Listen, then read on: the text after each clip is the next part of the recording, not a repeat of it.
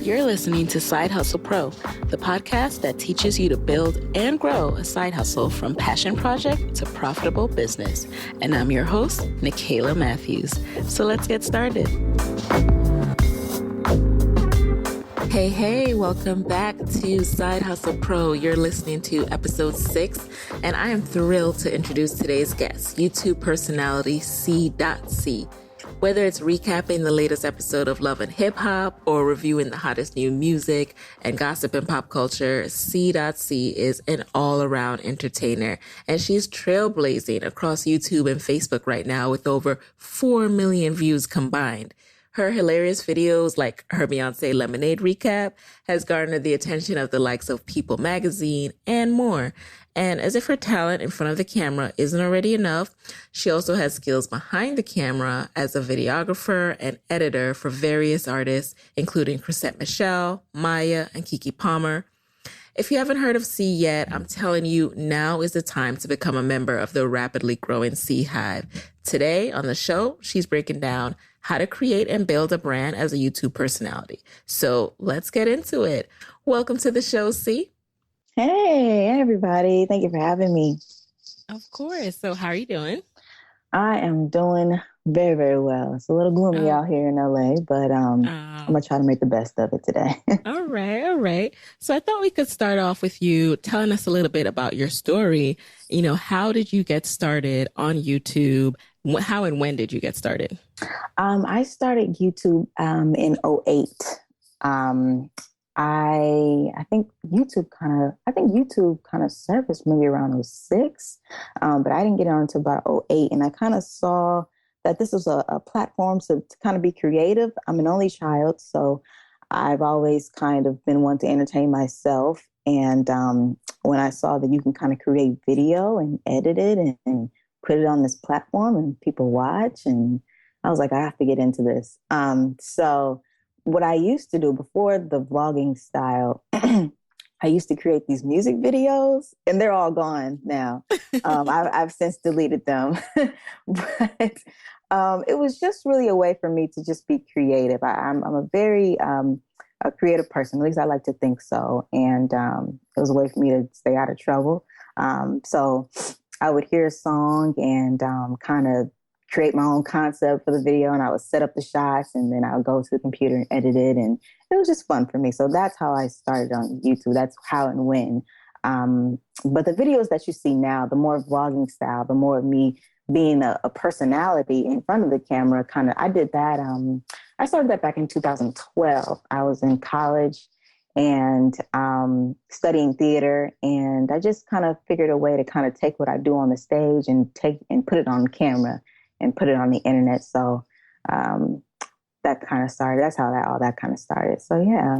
Okay. So you went to Florida A&M to study theater. Yeah. Did you always want to pursue acting and performance? And how has vlogging helped you to do that? Yeah, I wanted to. I say I kind of fell in love with theater and acting and performing in high school. When I joined the drama club, and then I was in the class and everything. But that's when I really fell in love with it. I mean, maybe it was always in me, but high school really brought it out. But vlogging, yes, definitely helped me to be a better performer. I didn't want to stay on stage when I kind of transitioned into college and studying theater. It's kind of more so they teach you how to act on stage. But I wanted to be on TV and do film. So being in front of the camera and then putting it on YouTube, it definitely helps you. I guess it's helped me to kind of learn how to act in front of the camera because it's different from the stage. Got it. And so do you currently work full time as well as vlog? If so, how are you juggling it all? Yeah, well, I have a number of jobs. Like you mentioned earlier, I do the videography, so that puts a pretty penny in my pocket. And on the side, I also do substitute teaching when I feel like being around the kids. No, I love the kids, but yeah. So I do that, and And then, when I have my other 8 or 9 hours free for the day, I come back here and cook up my little videos. So I have a nice balance. I guess I'm fortunate enough to not have a 9 to 5 to where it takes up all of my time. I kind of have a job where I can be flexible. I can kind of work when I want. And I'm blessed for that. I'm very, very fortunate. Got it. Yeah, we're going to get into the videography for a minute because I know that is a critical part of who you are too. But let's talk about your content. How are you structuring that process? Do you let it free flow and kind of move with what's going on in pop culture? Or do you have like a content calendar planned out and ideas and a recording schedule? Yeah, I'm so glad you asked that question because I'm kind of changing my content a little bit now. When when I first started, I was more so doing pop culture. Anything that Beyonce was doing, anything that was happening on Love and Hip Hop. I talk about it because I like that. It's not something that I'm just doing just to do because it gets views. Because there are some people who do that, no shade. But I do it because that's what I like. But I'm kind of changing my content now to kind of veer towards more, I guess, helping people and reaching out. I did a video about doing your work. And though when I do those types of videos, and I also have a video called Faith on Fleek, it's when I feel like I'm touching the world in a different light, because the response that I get is so much greater than when I'm just making people laugh. But as far as a schedule, not really. I'm such a free bird. So schedules, I don't know if I'm really stick to it, and I probably should because I know a schedule will help me be more consistent. That's the one thing that I feel like I'm kind of struggling with is just kind of uploading on a consistent basis. But for right now, it's kind of, something will just hit me. It might hit me today and I'll set up the camera. But I just bought one of those whiteboards and I have it up on my wall and I've been writing down some ideas and things. So, yeah. The whiteboard will change your life. Yeah, that whiteboard. That whiteboard. And it's funny because my fiance and I, we moved in February and he wanted a whiteboard for our bedroom. And I was like, absolutely not. But I have started whiteboarding a lot more because, like, no matter what it looks like, interior decor, it really helps with the business. Yeah, it's something about seeing it, Yep. Yeah, I think that's what's really helping me because I look at it every day. And I used to just kind of, put ideas in my head or I'll write it down in my phone, but I don't really go into my notes, in my phone. I don't see that every day, but I can see this board on my wall every day. Yep. So speaking of whiteboarding and content, now you've recently, especially with your Beyonce Lemonade video, started to get some press and buzz around that. How are you managing that? And you can't really predict what will go viral, but Right. What do you do after something does? Are there steps that you take to kind of have the content go even further? No, and maybe I should change that. Maybe I should change that. I kind of just let the video and the content kind of take its course. Once I press that upload button, I kind of let it go. It's its own baby now. But it did get a lot of press. I was people.com contacted me and they wanted me to come on their morning show, in which I did, and we did a little interview and a little spot, which was really fun. I got some people in my inbox talking about now they want to be my manager and do I have this and this representation, this. Oh and boy. Yeah, so it really kind of came all at once. It was a little bit overwhelming, but I'm smart. I do a lot of research and about show business.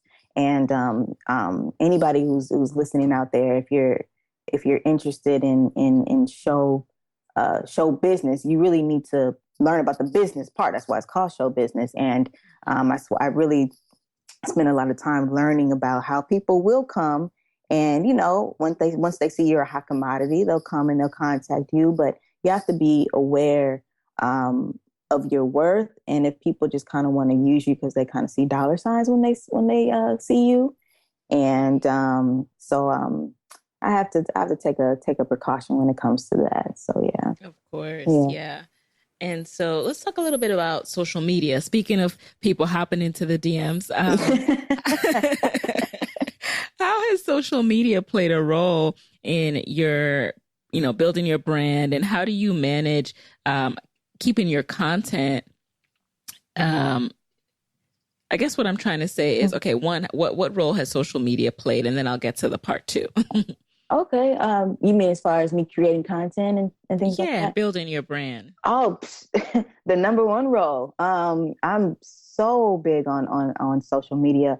And as far as building a brand, I preach about this on Snapchat all the time. And I really feel like they're asleep, Yes. They are so sleep. Social media, the internet, it is not going anywhere. It's brand new. If you really think about it, the internet really was maybe kind of came out and really was a thing maybe 10, 11 years ago. Like it's a baby still.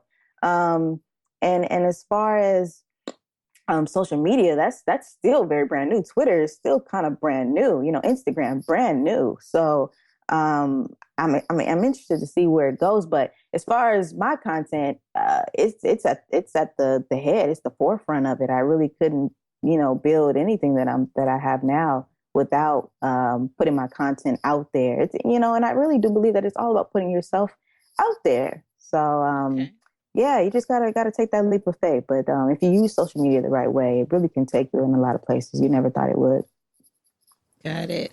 And let's jump into a little bit of the technical nitty gritties, because I know some people will listen to this who love your brand and also want to start vlogging. So, C, I want to start a vlog tomorrow. What equipment should I use? Ooh, I'm on the fence when it comes to this a little bit. I'm gonna tell you why, because I don't think that you need to have the most expensive camera. My camera that I've been working with is a Canon T3i. It's a very old Canon camera, not very old, but it's pretty old. And I think I bought that for about $800 years ago, years ago. And I still use it today. And I think people think I use this very, very high tech, crazy, like the C100. People don't even know what I'm talking about. But the C100 cameras, or like the red, cameras, which are like thousands of dollars. And I don't. I think that you can really just use your cell phone. There are people who have a huge following and they are creating content on their cell phones. I think, well, this isn't technical, but veering off from a little bit from technical, it's really about your storytelling and your personality and what you're doing on that camera, and then once you build and build and build, then you can go over to the high tech. But I say whoever that person who wants to start tomorrow, start with your phone. Get in front of a window. Start with your phone. Get in front of a window. I filmed in front of a window for years. I just got some. I love the fact that you film in front of, what is that, your front door? I'm always like, is that a front door? Yeah. Well, now I just started using the box light, and that's why I'm in front of it looks like I'm in front of a window. Yeah, that's my window. But before, I just would use natural lighting in front of my glass window in my kitchen. Or in, when I used to stay with my parents, it would be, in my bedroom in front of a window. So, it's simple. Just use your phone. And as far as editing, you can edit on your phone if you have an iPhone, iMovie. But if you don't, there's a free, I think Sony Vegas for PC is free. And if you have a Mac, iMovie is free on the Mac. So, yeah. I love the fact that you say your iPhone, because I think that's great. I love when people are just like, it's as simple as get started, girl, and stop worrying about having the fanciest equipment. I think we do that in all walks of life. For example, as bloggers, we think, oh, we got to have this great website. We got to do this big launch. Mm-hmm. And no, it's the content. I will listen to you in your bathroom. I will listen to you in your car if you have something to say that, that interests me. So thank you for breaking that down, because I think it's a lot of us that get stopped and overwhelmed because we think we have to do X, Y, Z and miss the whole point that it's about content. So speaking of technical also, So I want to set up a YouTube channel tomorrow. Where do I start? Like, is it as simple as just, signing in with my Google account? Did you do anything else fancy to structure your page? Absolutely not. I have no graphic design skills whatsoever. Hey, you want to start tomorrow? Okay, youtube.com. Make your username, set up your little email account. Make sure you have a nice name. I wouldn't say, do Keisha 1 2 3 4 5. I would, make sure you have a nice little catchy name so that people remember, and it's simple. But as far as I think that's really the hardest part is kind of coming up with the name. But after that, you're smooth selling. Set up your little phone and just kind of get your content. I don't know. I guess kind of just create something fresh and new. And I know that's hard because there's a lot out there. Everything's been redone. But just like for me, for example, what I do when I'm talking about pop culture is no different from whatever other people are doing. Everybody's talking about Beyonce Lemonade. You know what I mean? Everybody did that. There's millions of videos out there, but there's a way that I do it because there's only one me. There's a way that you can do it. You can blog about it or, talk about it in your podcast because there's only one you, So you just have to kind of find your style, and that's what's going to really set you apart from the rest. And that's what people are going to feed into. And people are going to start following you because of that. Yes. And you actually, took one of my questions because sorry. I was going to ask you. No, that's great. You addressed, I was going to ask you, like, what are the key factors that helped you stand out in the crowded YouTube space? Obviously, your personality and the way you talk. And it's, you're so funny and you're so real. You talk just like you talk to your friend. It's just me and you. But is there anything else you can think of that helped you to stand out as you were getting started? Let's see. Yeah. And I have to kind of, I guess, give my little theater teachers a little clap for that because they kind of helped me as far as my personality and how I guess act because I am an actress. And how I act, so how I act on camera is kind of I have to applaud my theater background for that. Let's see what else sets me apart. I think the way I structure my videos as far as the editing, and that kind of goes back to technical a little bit. So I try not to put so much onto that because people come to me all the time, but I don't really know how to edit. I don't like the way you chop it up and you put the music behind it, and then you this and that and this and that.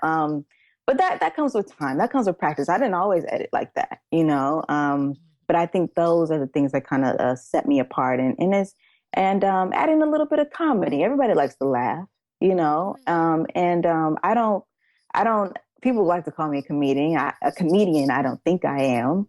I'm just like you said. I'm just real. A lot of times I'm just saying what other people are thinking, and I'm just just putting it out there. It's all about being real. That's the great thing about YouTube. It's not a major TV network to where you can't be yourself or say what you really want to say because it's a big TV network and we don't want to get in trouble and sued and all that. Like, it's YouTube and you can really kind of say whatever you want, Now you may get some bad comments, but that's on you. So, yeah, that's how. Yeah. Okay. And speaking of YouTube, what platform should I use? So back to the technical aspect. So Sure. You are posting natively on your YouTube channel. Is there merit to building out a YouTube channel first, or should I go directly to Facebook where all the shares and the likes will happen?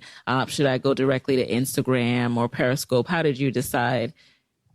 Yeah, that's a good question. I'm glad you asked that. I have something very important to say. So, I started on YouTube first. Because when I started YouTube, Facebook was just the place that college kids go, I think. And it wasn't the big place where all your aunties are. So it wasn't that yet. So, and Instagram, it wasn't even around. So it was just YouTube.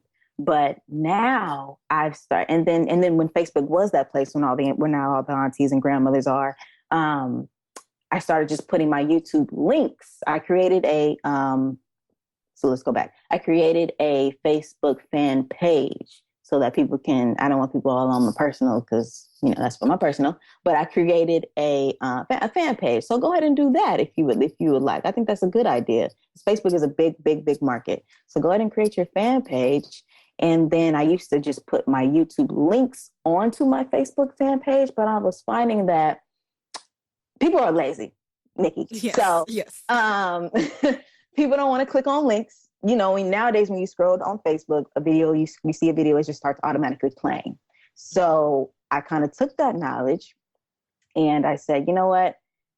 The thing is, okay, you want your, you want the views on your YouTube page. But I said, okay, I'm willing to sacrifice my YouTube views in order to get a to reach a wider audience and to reach a broader audience. So what I did was I started to just upload my file, my video file directly to Facebook. So now it's a Facebook video. It's no longer a YouTube video. It's a Facebook video. And when I did that, that's when I really got a huge following. I have more followers on my Facebook than I do my YouTube. I think my Facebook fan page is like at about 50,000 likes now. And my YouTube subscriber list is about almost 26,000. So, and those 50,000 came very fast because that Spirit Airlines video hit like 3 million views in like a couple months. That Lemonade video is at 1 million now. It's something about what the Facebook interface and how they share video. It's just so simple, I guess, and everybody is over there, you know. So going back on technical, that's what I did, and then as far as Instagram, I'm kind of starting to put a little 30-second, 45-second clip of my video onto Instagram because the sharing there is very easy. You know, you just tag your friend, and the more tags you get, more views, and it's all about just reaching a wide range of people and making it easy because people are lazy. So, oh yes. Yeah. And that's the number one thing. Like I told you, by day I work in social media, and I always try to convey that people are lazy. We can't expect them to click from our one link. That is already a big ask, right? Yeah. What we need from them needs to be on that page that they click on, because they're not clicking 3 more times. All right.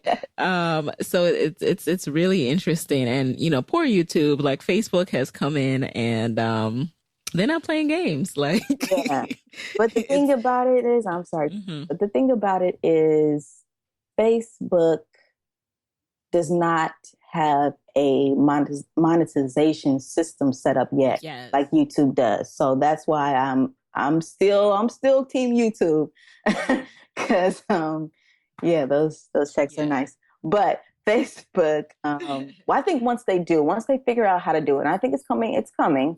But once they figure out how to do it and to where people can get paid for their content, I think it's going to be something big. So, yeah. Okay. And speaking of, oh my, how could I even forget this piece? Now, not to get all up in your coins and your business, but I know the people at home listening want to know a little bit more about the monetization piece. Sure. So a lot of times, when you're starting out and you're thinking of starting a YouTube channel and brand, it can be overwhelming because you're like, am I really, what is it? Like, you know, how many cents per click? Is that really going to add up to my rent money? Right. So can you talk about where you started, not in terms of numbers, but just in terms of sustaining your life, where you started, how you were able to grow and where you are now in terms of, is YouTube solely paying your bills and then your videography work helps you to save, or is it still a mixture of both? Well, YouTube does not it doesn't satisfy my whole life, but it does pay a gas bill or two.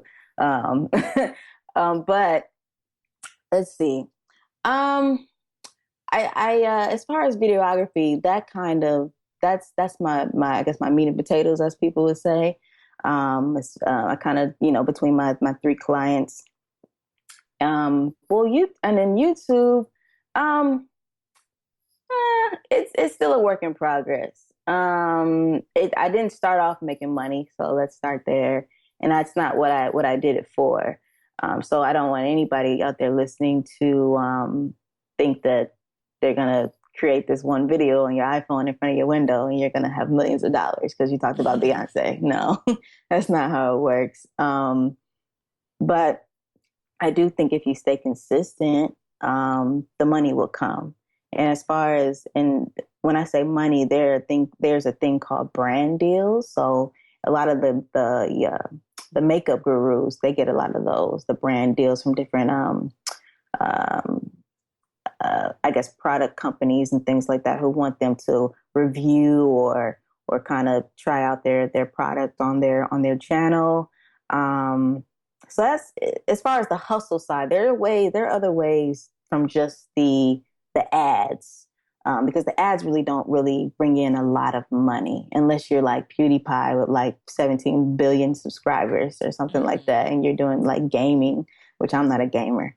But I there as far as hustling on YouTube, you know, a lot of people, they do t-shirts. They start doing merchandise, I should say. Merchandise is a really, really big thing. And once you create that following and people like you, people will buy whatever you want them to. And I don't like to, I have not really tapped into the whole merchandise thing myself because I don't know, I feel weird about it. And I don't know, I know I'm supposed to be hustling. I'm supposed to be, you know, entrepreneur, but I just feel weird, like, oh, buy my shirt. Like, and then I don't want to do shirts because everybody does shirts. I'm trying to think of a way to kind of make it different. I'm always trying to be different. So, but there are ways to hustle on YouTube. There's lots of ways to make money on the internet. So yeah. Yeah, exactly. If I see one more t-shirt about Felicia, come on. Like, I don't even know where I'm supposed to wear these t-shirts. Like, there's only so many picnics. Anyway, I know. I digress. I know. It's great. I don't get it.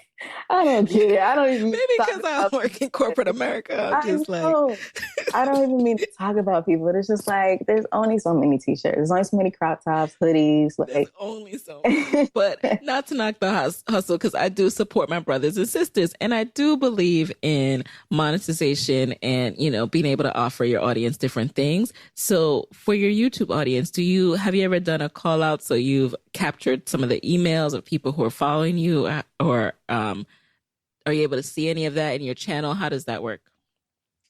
Have I ever captured the emails of people who watch your videos? Like, do you have a subscription call to action and a newsletter at all? Oh, okay. No, I don't have an email subscription newsletter thing because I feel like my audience is young. On Facebook, they're a little bit older, but I don't know. I'm not really I don't know. First of all, I don't know what I would put out on the email. You know, I'm not really like a writer. I'm more visual.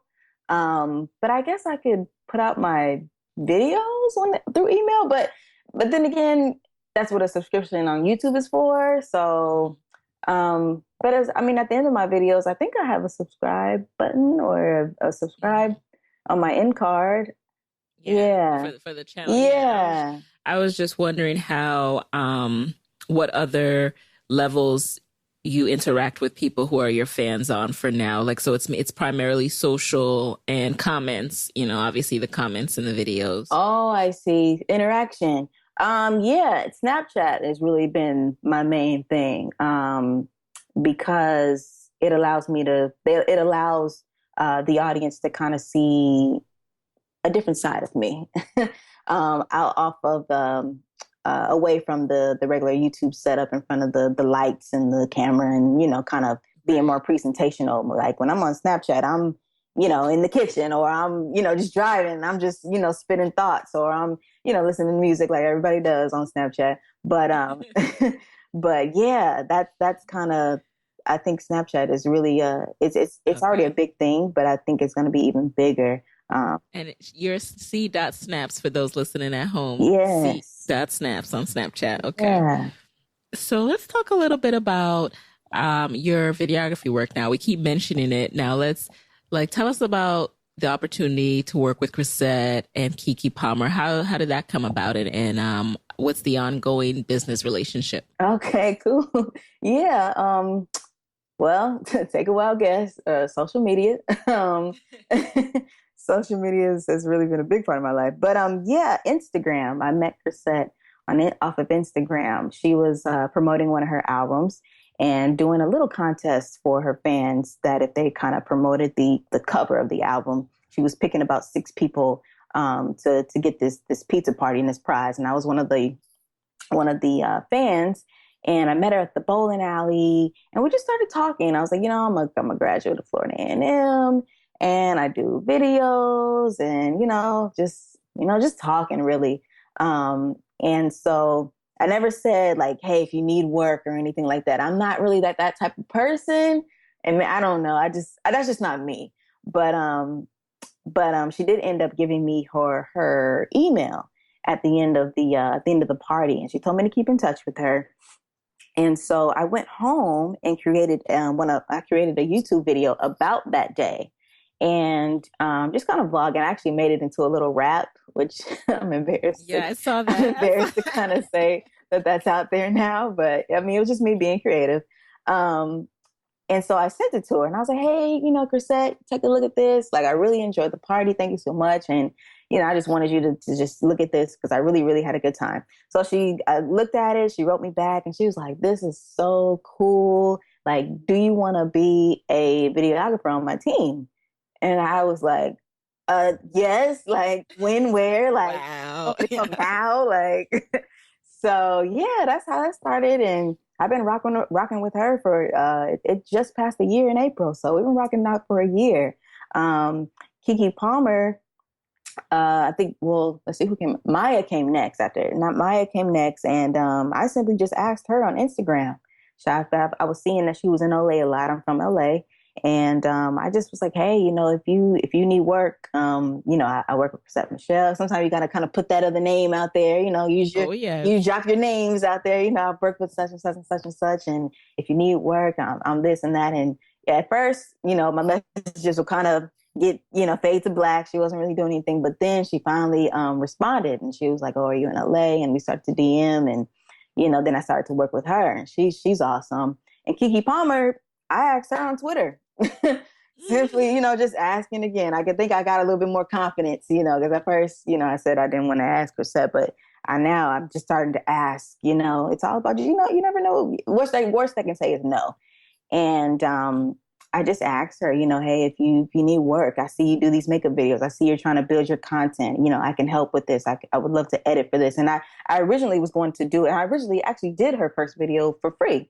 And sometimes you have to do that. It's okay to do that, especially when you're new and nobody really knows you and they don't know your work. You know your work, but everybody else doesn't. Everybody people don't want to always put out their money all the time, even though they have it. They don't always want to put it out there. So you kind of have to put yourself out there first, prove yourself, and then they come back. And then she did. I've done about 3 or 4 videos for her. So, yeah. Oh, nice. So, for everyone listening, maybe this is why, you were so gracious and so open when I reached out to you via Twitter, via direct message. And, that doesn't always work. There's some people who are just like, oh my gosh, like, don't come at me through the DMs, send me an email. Google is your friend. Find my email. So, but I still, when you can't immediately find an email, I will do the Twitter DM. Okay. I am not above it, and I'm not above responding to someone, but there are people who are very anti that. So I appreciate, your openness and I appreciate your boldness too, to reach out to people who some people would think, are above contacting, but actually they're just humans just like us. Even if it's someone on their team, like, they will get the message. That said, there is a technique, you can't just hit people like, hey, I want to work with you, something. So what is the DM secret? Like, so you finesse it and you come off as a professional when you're reaching out to someone through a very informal method. Yeah. Oh, the DM secret. That sounds like a video. Yeah. Okay, cool. I like that. The DM secret. Well, let's see. What did I say to Kiki? I just kind of introduced myself. Hi, I'm CeeDotCee. I'm based in Los Angeles. You always want to, say your name, where you're based, because you may be in Milwaukee and this person is in LA. So maybe that might not work, So, where you're from. I'm this. I'm a videographer. I've worked with such and such and such and such. I see that, and I, the thing that I like to do, and I think this kind of works too, is when you kind of have done a little bit of research on that person, I see that you have a website and you're creating content. I would love to help with that. I would, kind of, it's about offering your service and not looking for anything in return. Not, don't put your price list out there. And even I would even put, hey, I'll do this for free for you. I just want to work. I just want to, it's all about offering your services to people and not looking for anything in return. And I think that's what really gets me those responses. People can kind of read when you're not genuine, or you're just looking for money, or whatever, or trying to use them. Yeah, and you don't have anything else to offer. Yeah. If you have a couple of links, hey, check out, and put some links down there so people can see that you have some work. And it's very simple, very simple. And you're not a weirdo. Yeah, I actually just, as you were speaking, went and looked up the message I sent to you, and introduced myself immediately, first and last name, so you could Google and know I'm not crazy. I dropped my website link and then explained what I wanted to do. And again, just glad you were open to it, because I recognize that social media can be impersonal, but at the same time, it's not. We're living in a changing world. It is a means of communication. Yeah. So as long as you're coming at it with respect, it can happen. So if you're listening, offer to help. Don't look for anything in return. Introduce yourself. Don't be on some sketchy stuff. Be just as professional as you would be in an email. Right. I do get some sketchy messages, but they're just from just fans. So, okay. Yeah. But yeah. Ooh. So when did you really feel like, I can do this? I can make this idea into a brand and business? Is that how you feel? I do feel like that. And a lot of people, I think that didn't really happen for me until, I want to say, until that Spirit video. Because not that it went viral or anything. I guess just because, maybe it does have a little bit to do with the viral impact, but I don't know. I guess because I'm impacting so many people, and I think it was the response, I would say, because I was getting so many messages, and it was on blogs and everywhere. And I was like, I can really, really turn this into something. And, I think that's when it started too. And I love when as far as my brand, well, and I'll even say, I'll take it back. I'll say I did a video, about, it's called the Diamond Girl. And I did that years ago, but I'm talking about, it's kind of a message to girls. And I'm just talking about being that one girl that's kind of different from the pack. There's so many images, of women out there on Instagram about these Instagram models, and fake this and fake that, and all made up and just fake. And everybody, and guys are gonna like that, because they're men. But in the video, I'm just talking about being that one girl that kind of stands out from the rest. And I call that the Diamond Girl. And I got so many messages from girls because of that video. And I think that's what really kind of changed my mind about, I guess, not just treating this as a hobby, and kind of really turning it into a brand to actually help girls. And that's kind of my goal as far as my brand and my channel, is to kind of turn my content into some, I don't know, and into content that can help people. It's okay to make people laugh, and I'm always going to do that. But those aren't, I don't call those timeless videos. My videos like that one, my do your work video, and my Faith on Fleek, I call those timeless videos, because you can always go back and get inspired. And so that's when I kind of felt like, I think I can turn this into a brand and kind of be on my Oprah type, on my Oprah type stuff. I'm kind of following in her footsteps when it comes to creating content now. And what shifts did you take once you realized that, hey, I want to make this into a true brand and business? What shift did you notice in yourself, or what steps did you start taking that were different from before? Oh, yes. I started to make sure my content looked the same. It was consistent as far as lighting. I always have, if you see all my videos, always end with that end card. It's my face with the green background, and my social media at the bottom. Just making sure everything is polished, and kind of just not just throwing stuff up there just to throw it up there, because when people come to look at you, that's a representation of whatever you're putting out there. And I want people to see that I'm serious and it looks nice. You know, first impressions are everything. And I think that's when I started to make that shift. I bought some box lights and I wanted my lighting to be right. I want my camera to be this and that, and just taking things more seriously and kind of treating it more as a business, as opposed to a hobby, just taking it more seriously. That's all. Okay. So, now that you've been in the game, learning, growing for a while now, far, far longer than many, and you've learned some things, you've adjusted. What would you say are some of the things you wish you knew before creating your brand? That's a good question. One thing I wish I would have known, is we talked about it before, is the fact that Facebook is uploading my files directly to Facebook as opposed to putting my links just on Facebook, because I can reach a lot more people that way.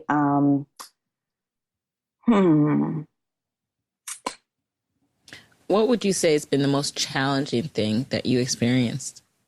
Most challenging for me is coming up with ideas, coming up with new things to talk about, and kind of standing out from the rest. I think I spend the most time trying to just kind of be different or bring something else to the table. And my consistency. That's kind of the one thing that I kind of struggle with is kind of uploading on a consistent basis. I think I'd be a lot further. I know people think that I'm pretty up there now, but I'm really not. And I know in my heart I could be a lot further if I just was consistent. When it comes to content, it's really about consistency. People will forget you like that, and if you're not consistent with it. And when it comes to YouTube, I really think one video a week is not even enough for YouTube. If you're not really uploading, I'd say at least 2 or 3 times a week, it can make all the difference. So yeah, that's been a challenging thing for me. So how are you working through that challenge? Are there any productivity tools that you started using? Well, the whiteboard that we talked about earlier, yeah, I can see my ideas. And what else? I've been thinking about just creating a schedule, but I just don't know if I can commit. I hate to put myself out there and say, hey, I'm going to be here every Tuesday at 9 p.m. every Tuesday. And I would just feel like a total failure if a Tuesday comes and it's 9:01 and I have nothing up. So, but I think the whiteboard is definitely helping. I think that's the one thing that's kind of writing down my ideas and allowing myself to see it. Mm-hmm. Yeah. And what about your greatest accomplishments? What have been your greatest accomplishments thus far? Well, the big things, of course, people.com, People Magazine reaching out to me. Of course, let's see. I've had a couple of celebrities see my videos before. I sent it to them, but they saw it. I had like Marlon Wayans saw my video, and being on various blogs and just, different opportunities, people, different agencies and things contacting me. But those things, they're great. I love all of that.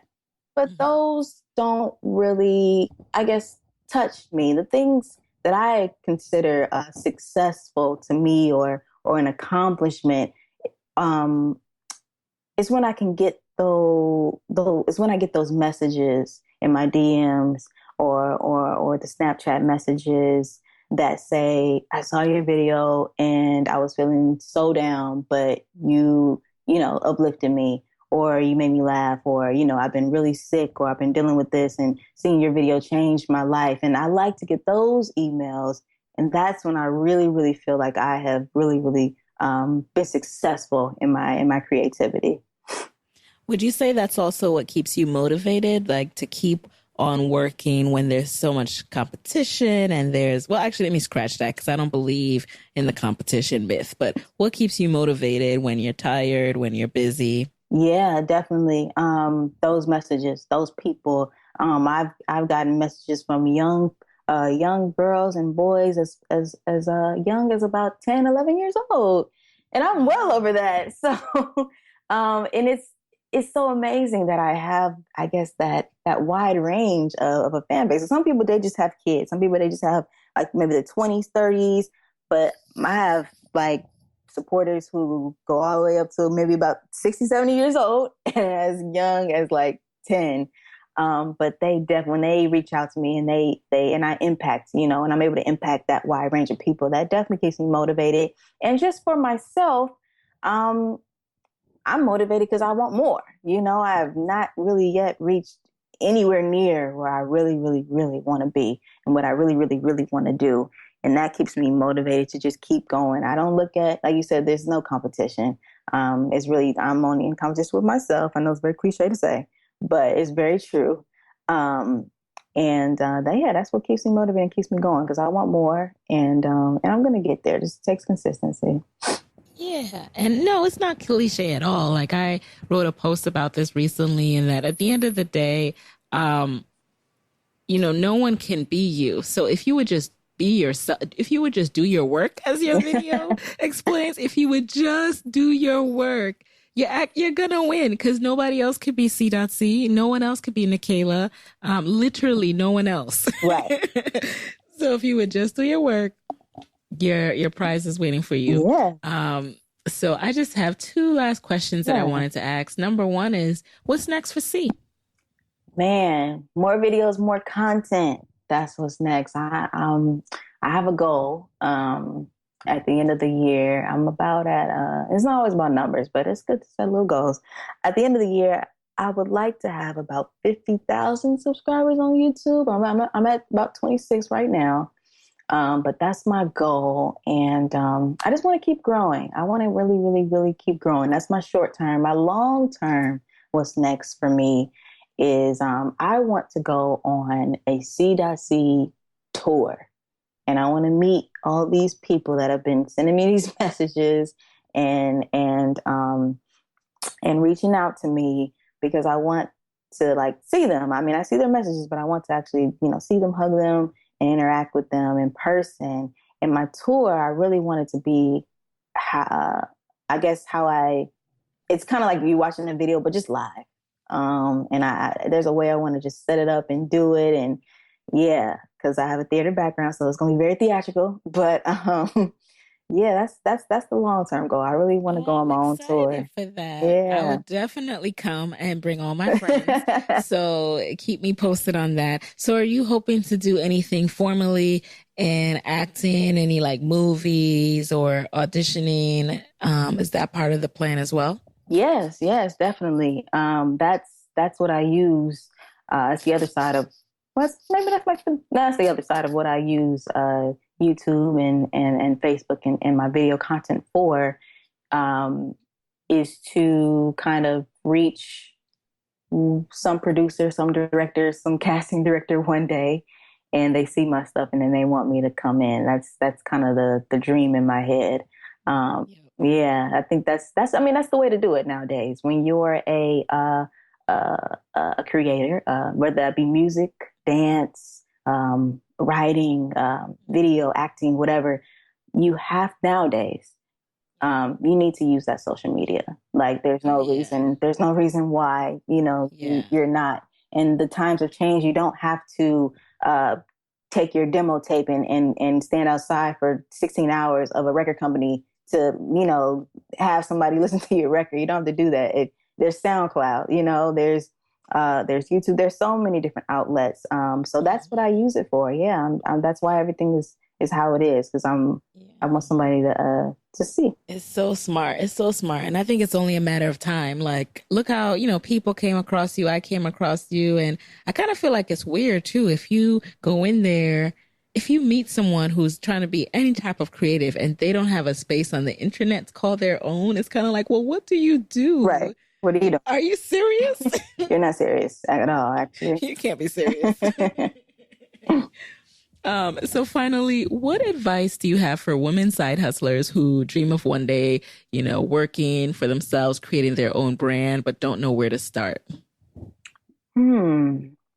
Well, keep your day job until the side hustle takes care of everything to where you can quit that. that's kind of something that I've not done really, because I'm not a traditional person like that. But that would be my first bit of advice, because you can't really do your dream if you don't have any lights. So do that. But as far as building the brand, use social media. And I'd say, and do research. There's lots of people who have already done it. I'm a big fan of a man named Gary Vaynerchuk.